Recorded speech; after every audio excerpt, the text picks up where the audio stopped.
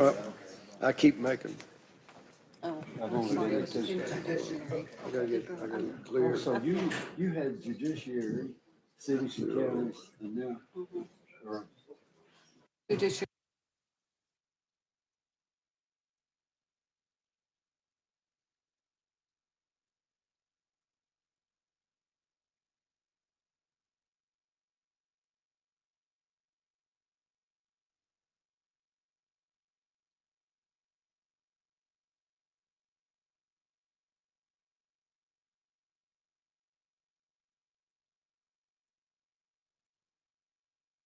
Meeting. Can I?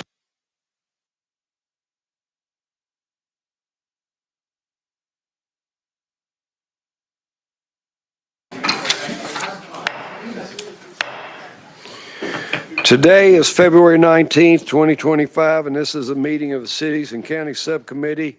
I want to welcome all the members and any guests. The committee will be in order. Will the clerk open the board so we can take roll? If you'll please register your presence.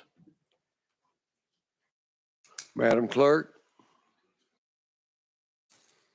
Mr. Chairman, you have 6 members present and you have a quorum. Thank you, Madam Clerk. Do any of the members wish to be recognized? We have a quorum. Do any members wish to be recognized or have any personal orders? Seeing none, we'll take up today's calendar. The first bill on the calendar is House Bill 546 by Leader Cochran. Is there we have a motion? Second. We have a motion and a second. Leader Cochran, you are recognized on House Bill 546. Thank you, Mr. Chairman and committee. House Bill 546 is providing some clarity in law on purchasing cooperatives. Purchasing cooperatives are currently used by county governments for a number of different purposes. There is some ambiguity currently on construction and construction materials. The law is intended to prevent you from building an entire new school on a purchasing cooperative. I don't think that it was ever intended to say that you couldn't buy roofing materials. And so this is providing a little clarity that for construction materials, that you can still use that purchasing cooperative. And just to give you an example, it would be if, so I'm from McMinn County, but if Knox County had entered into a contract with a provider of these materials or services for a certain amount, and then Knox County put that out for a competitive bid, and this company won the bid, to provide those services to Knox County. And then McMinn County sees that bid and they say, well, gosh, that is a great price. And they contact that company and say, would you be willing to provide us these goods or services based on the same terms as the contract with Knox County at the same price? And they would agree to do that. And so this is just, again, that is already being done with some things in the state. This is providing some clarity on construction and construction materials because we've had schools especially who have used this, and then they've received a negative audit finding because there's that ambiguity. I'll yield to any questions. Thank you, sponsor. Does any members, Representative Butler, you're recognized on House Bill 546. Thank you, Mr. Chairman. I have concerns with this bill that these big, large companies would be able to come in and blanket multiple counties or multiple contracts where a smaller contractor potentially could not be able to come in at a really low price and then get in contract, for example, and then charge for extras and additionals, and it ended up costing the client more money. Sponsor. This new mic system, sorry. So I don't believe that would be possible, Representative Butler. I think mainly because, again, you're agreeing to go by the exact terms of that contract. So it's not that they couldn't add on extras because at that point you would be outside the scope of that original bid. As far as, of course, it's also permissive, right? The county can decide, is this the most economic option or is bidding it out ourselves a better option? Again, the problem with counties like McMinn County, perhaps we may not have the same type of scale as a Knox County would. And so Knox County may have been able to get that at an extremely cheap rate. And so this is just giving other counties, especially rural ones, the opportunity to take advantage of some of those savings. Representative Butler. Thank you, Mr. Chairman. Well, for example, if the school system contracts for inspection services, and then it locks the school system into having to use the people that came in with a very low inspection rate, but it doesn't outline necessarily the repair services that may be a result of the inspection or service work that is on the next annual year, how long ever that contract's for. Big companies have the advantage to be able to come in there and offer those inspection services very, very cheap. And then their maintenance as a result of just normal maintenance, those rates are extremely high. And so in my industry, I have seen where somebody will come in with a big, large company and the smaller companies cannot compete with those initial inspection rates, but their service work is 3 times what mine would have been.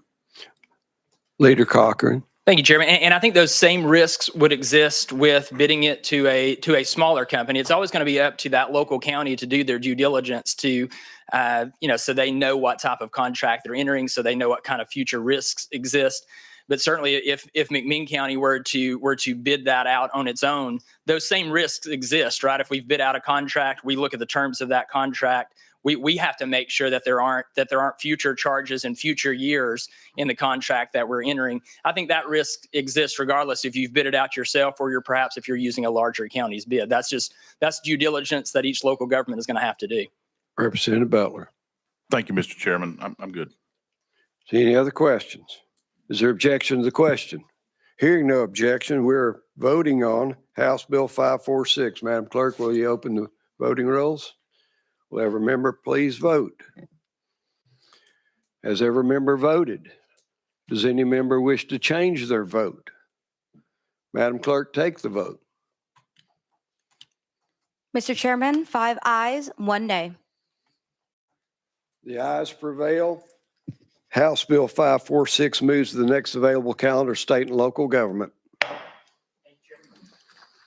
Our next bill is House Bill 1039 by Representative Garrett.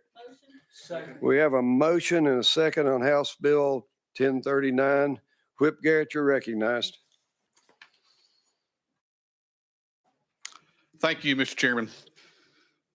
House Bill 1039 was brought to me by the County Officials Association of Tennessee, but specifically by my own Register of Deeds. What this bill is simply trying to do is prevent fraud on electronically filing deeds. Nowadays, you're capable of electronically filing deeds, liens, et cetera, with the Register of Deeds office. And what we're finding is that these are fraudulent. These aren't actual real deeds. People don't find out about them until either they refinance their homes or potentially sell their homes, and all of a sudden there's a lien out there that is not actually a valid lien, but then they've got a title problem. And so it creates a huge issue. So what this does, it creates the vendors that do the electronic filing. It lists authorized vendors, so the Register of Deeds knows that if it comes from one of these vendors, then it's the legitimate document, because the burden falls on our vendors to make sure that these documents are true, accurate, genuine copies or copies of the original that need to be filed. So with that, Mr. Chairman, we're trying to prevent fraudulent deeds and other documents being recorded in our Register of Deeds, and that's what this hopefully legislation will prevent. So with that, I'll be glad to take any questions. I would ask for your support. Thank you, sponsor. Is there any comments or questions for the sponsor? I do have a comment. I called my register and she said, this is very much needed in the state of Tennessee. By doing this, this frees up the time at the counter for walk-in traffic. But we have to, and ask her, is this narrow enough? Does this have the protections? And I think you've explained that thoroughly. So. One thing that's important too, because this Wait, go on the record, please. Thank you, Mr. Chairman. One thing that's important here too that the bill does, lots of times when you have title issues, you also have attorney's fees and cost to pursue that. Your title insurance company sometimes will not provide coverage for that. So you're kind of out of pocket the fees to clear up your title. In this situation, if a vendor who is not authorized under this statute, they're going to be responsible for all costs to the homeowner if indeed they decide to file some sort of fraudulent deed. So they've got some protection as it relates to any cost that might be incurred to clear up their title, Mr. Chairman. So my hope is this will quell the idea of someone trying to file anything fraudulent with our Registry of Deeds office. Representative Butler, you're recognized. Thank you, Mr. Chairman. I just want to commend the sponsor for bringing this legislation after meeting with several of my realtor associations and some of the title folks. This is becoming more and more of a problem in Tennessee, unfortunately, and there's been some cases in Middle Tennessee where somebody's property has been fraudulently sold, and then the buyer is out the money they've expended, and then seller's dealing with legal issues, and so it's not good for anybody in that situation. So thank you, sponsor, for this legislation. Is there any other questions or comments? Hearing none, are the members ready for the question? Without objection, we are voting on House Bill 1039. Madam Clerk, open the voting. Will all members please vote? Has every member voted? Does any member wish to change their vote? Madam Clerk, take the vote. Mr. Chairman, 5 ayes, 0 noes. The ayes prevail. House Bill 1039 moves to the next available calendar of state and local government. Thank you, Mr. Chairman and committee. Our next bill is House Bill 652 by Vice Chairman Hicks of Washington. We have a motion. Do we have a second? We have a motion and a second. Vice Chairman Hicks, you're recognized on House Bill 652. Thank you, Mr. Chairman. I don't know whether it's the snow or people just don't realize that the 114th General Assembly has started. But I had a lot of folks concerned about this bill. So I would ask that we roll this for 1 week. I want to try to work with everybody I can. Sponsor asked to roll this bill 1 week. Is there objection? Seeing no objection, this bill's rolled 1 week.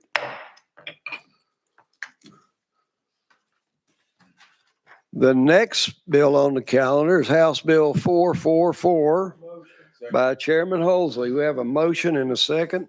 The bill is properly before us. You're recognized. Thank you, Chairman Mr. Chairman, and thank you, committee.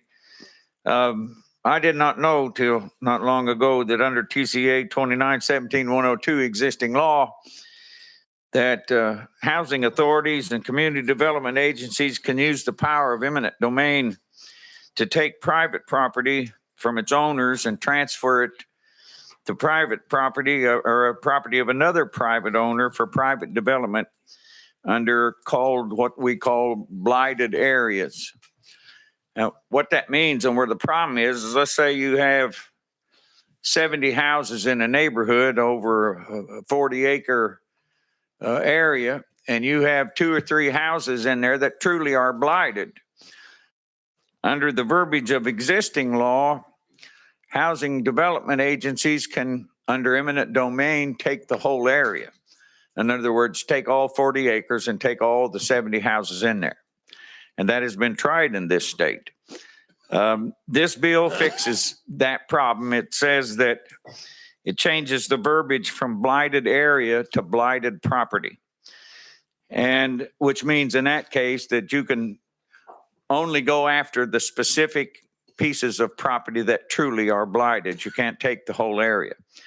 It also provides the property owners the opportunity to go in front of a judge and plead their case. It also says that they have to be served 2 notices before you can take their property. And it still protects the housing authorities and community development folks. They can still take individual property if it's truly blighted. And under eminent domain, they have to either blighted property or it has to be for public property purposes. And it can't be agricultural land either. And that pretty much is what the bill says. Any members have any questions or comments for the sponsor? Are the members ready for the question? We are voting on House Bill 444 moving forward to the full committee of state and local government. Madam Clerk, open the voting board. Will all members please vote? Has every member cast their vote? Does any member wish to change their vote? Madam Clerk, take the vote. Mr. Chairman, 5 ayes, 0 no. The ayes prevail. House Bill 444 moves to the next available calendar of state and local government. Thank you, Mr. Chairman, and thank you, committee.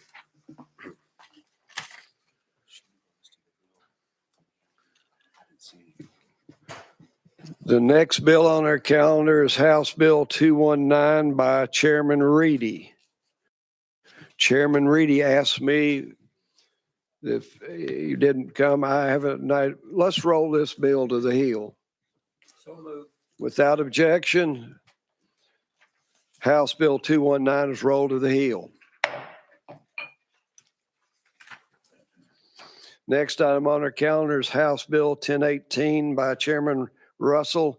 He requests that this bill be taken off notice without objection.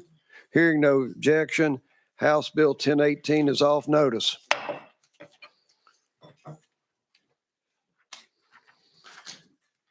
The next item on our calendar is House Bill 695 by Chairman Baum. We have a motion and we have a motion and a second. Chairman Baum, you recognize, I believe, sir, you have an amendment. Yes, it's Amendment 3678. We have a motion and a second on Amendment 3678. If you'll explain the amendment, Mr. Sponsor. This is a amendment requested by the Department of Revenue to give them 60 days to react to any changes due to this potential law change as opposed to 30 days. Okay. Is there objection to the question on the amendment? Hearing none, all in favor of the amendment say aye. Aye. Opposed say no. The amendment is on the bill. You're recognized on House Bill 695 as amended, Chairman Baum. Thank you, Chairman Moon. Under Tennessee Code, counties have the ability to levy a mineral severance tax that under code is required to be spent on county roads. And when I say minerals, this is a tax on sand, gravel, sandstone, chert, and limestone. But Tennessee statutes cap this tax rate. Since 1985, the tax rate has been capped at 15 cents per ton. This is a bill that would raise that cap, that maximum cap in Tennessee code. It would raise it periodically. It would raise it to 20 cents by July the 1st of 2025, to 25 cents by July the 1st of 2030, and to 30 cents by July the 1st of 2035. But to raise the tax, the county government itself would have to enact the tax increase by means of a 2/3 vote. This bill is the result of an agreement between the Tennessee County Highway Officials Association, the Tennessee Road Builders Association, and members of the aggregate industry. You've heard the explanation. Members have a question, comments? Without objection, we are voting on House Bill 695 as amended. Madam Clerk, open the board for voting. Will all members please vote? Has every member voted? Does any member wish to change their vote? Madam Clerk, take the vote. Mr. Chairman, 7 ayes, 0 noes. The ayes prevail, and House Bill 695 moves to the next available calendar of state and local government. Thank you all. Next bill on the calendar is House Bill 396 by Representative Hakeem. Is there a motion? Motion. We have a motion and a second. Representative Hakeem, you're recognized on your bill, sir. Thank you, Mr. Chairman and committee. What this bill is about is incentives for developers to be able to assist both not just urban areas, but rural areas as far as affordable housing is correct. Affordable housing is available. And all this bill does is changes one word in this concept. That is the incentives, instead of being in perpetuity, would be for 30 years. And I said my colleague, but in the Senate, from the Hamilton County delegation, Senator Gardenhire is working with me on this bill. Yeah. If you would, Mr. Chairman. Any questions, comments? Are the members ready for the question? Is there objection to the question? Hearing none, Madam Clerk, if you'll open the board for voting. All members, please vote. Has every member voted? Does any member wish to change their vote? Madam Clerk, take the vote. Mr. Chairman, 2 ayes, 5 noes. The noes prevail. The motion does not move forward. Thank you, Mr. Chairman. Our next bill is House Bill 824 by Representative Freeman. We have a motion. We have a second. We have a motion and a second on House Bill 824. Representative Freeman, you're recognized, sir. Thank you, Chairman. It'll get there. One more time.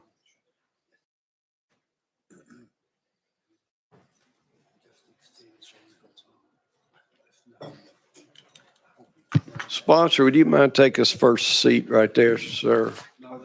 Okay, we're I can, recognized on House Bill 824. thank you, Chairman. Thank you, Chairman and Committee. House Bill 824 continues the language that commits 50 cents of the $2.50 hotel room fee to the Nashville Event Marketing Fund. The fund was created in 2008. It currently sunsets in 2026. This legislation will extend it to 2032. Some of the events that this group has brought to our town in the past is Music City Bowl, NHL All-Star Game, NFL Draft, and July 4th, Let Freedom Sing. This is not a new tax. This is currently happening, and this just extends it another 6 years to 2032. That asks for your support. Questions, comments from the committee? Seeing none, is there objection to the question? Hearing no objection, we're voting on House Bill 824. Madam Clerk, open the voting rolls. Will all members please vote? Has every member voted? Does any member wish to change their vote? Madam Clerk, take the vote. Mr. Chairman, 7 ayes, 0 noes. The ayes prevail. House Bill 824 moves to the next available calendar, state and local government. Thank you, Chairman and Committee. We've reached the heel of the calendar. I don't see Representative Reedy. Without objection, we'll roll that to the next calendar. Hearing no objection, House Bill 219 is rolled to the next calendar. That concludes today's calendar. Does members have any announcements? Chairman Crawford? Thank you, Mr. Chairman. I apologize for running in and out, but I had an important bill that I had forgot to put on notice, and I didn't have my laptop with me or anything, so I'm out of breath, but I got it done. So thank you. Sorry. Apology accepted. Without objection, we'll stand adjourned. Hearing no objection, we're adjourned.